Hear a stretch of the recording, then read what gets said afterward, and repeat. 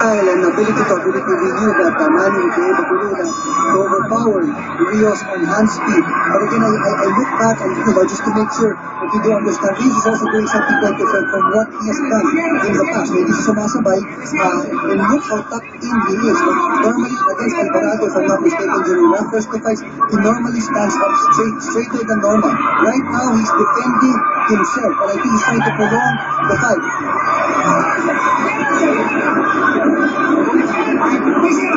Looking to land some power shots is Brandon Rios.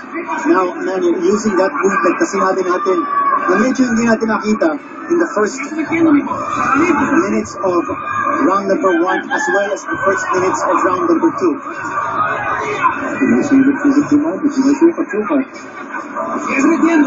Manny throwing then swaying, moving away with lateral movement. Bago makapag-counter si Brandon Rios, nawala na si Manny. He's trying to open up the defense to Casoria. He's trying to open up the defense with a left straight movement.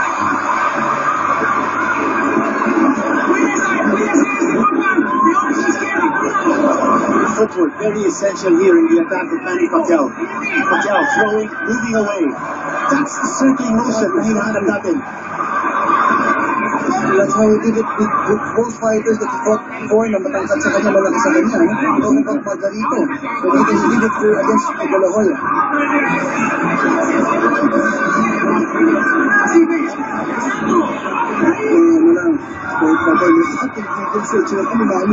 He's gripping his teeth. This is not regular for Manny. Masyado magalaw na hindi masyado tumatapon. Baka mawalan ng steam. Oh, that Brandon Rios connected there. Gumagalaw na si Manny pag hindi siya masyadong tumatapon. That's what I'm saying. Gumagalaw masyado, hindi tumatapon. Pero kung natapon naman, sa guwante at mga maubusan ng Couple of left hands by Manny Pacquiao. Pinipilit yung bumukas yung depensa na yun. But he has to be careful with a counter immediately after he throws a left hand. Clearly, Robert Casillas prepared Rios for the left hand straight lead. Oh, nice uppercut coming from Brandon Rios. Manny, nice counter left. He's got Brandon Rios in trouble. The left hand.